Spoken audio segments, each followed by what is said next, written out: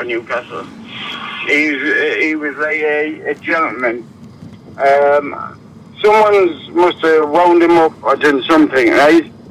And all of a sudden, I've just listened to the radio, right? I mean, on TV news. Yeah.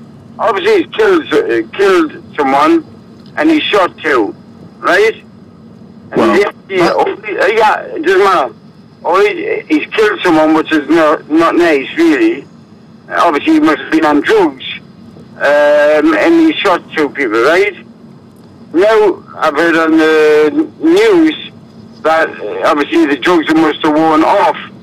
Now he's willing to give in, right? You have to point out that... the police got a hold of him, hear me out. The police have got a hold of him, right? He's a lovely bloke, I know that. So at the end of the day, I think he's frightened in case he'll put his gun down. I know for a fact he will. He'll put his gun down, but I think he's scared in case the police shoot him and kill him. The drugs have worn off. All he wants to do is surrender. And when he shoots someone, I think, kill someone and shoot two others, you may get what, 12 days, 12 years. Paul, we don't know about that exactly, but just tell us, what would you say? 12 years. Good behaviour, 6 years, and he's out. I know he's a good lad. Well, what would you say? What would you, if you could hear a message from you, Gazza? What would you say to him tonight? Well, I think if the police go hold of him. Listen, I drove from Newcastle in a taxi to Rothbury, cost a lot of money. I brought a dressing gown for him, a big jacket. I brought some chicken, some bread. I know you're going to laugh at this one. I brought him a can of lager. I brought him a fishing rod, because I heard he's at the river, and I brought a fishing rod, so we can fish together. I'll have a chat with him.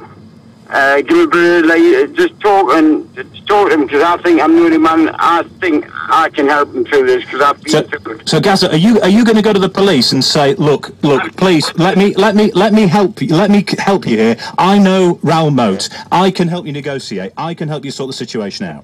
I've just spoke to the police. What do they say, Gazza? Well, tell you, it was next to his taking photos, and the police went, I'm going to be in the papers tomorrow. I went, listen, I says, I know the guy, he's a nice guy. I says, he said, I want to go through where I had everything coned off. Yeah. I wanted to get through there, but the police wouldn't let us. So that was a waste of time saying, I knew him, because they would be frightened in case he might shoot me, you know. But I knew him, he will not shoot me.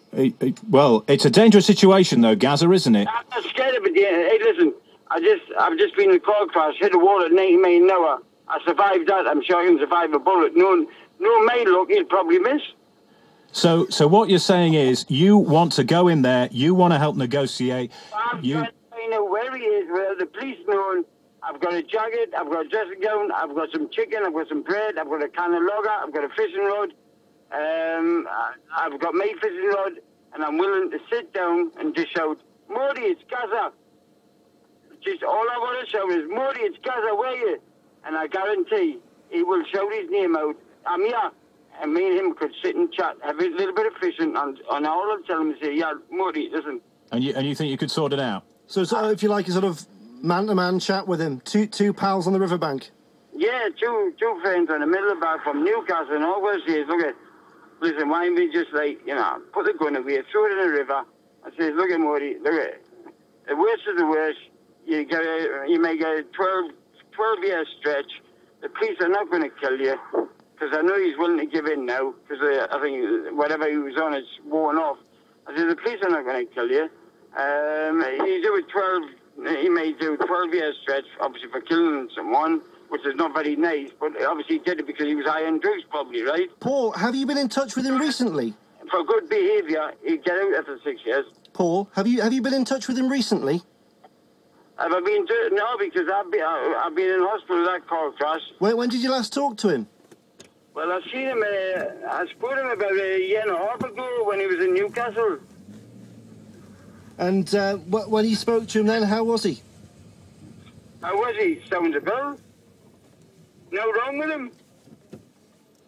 Gazza, thank you very much for being with us tonight. And he's a bouncer. He's a good lad. He's a hard guy. non-fine is a gentleman, but it's not nice when your ex-girlfriend, well, his girlfriend ran off with another guy. Gazza, Anyone. Gazza, thank you very much for talking to us. We wish you well in your efforts to try to bring the situation to a peaceful resolution. Do me a favour, do wish me well. Do wish Modi well. He'll be all right. Well, I think you've done that already. Right.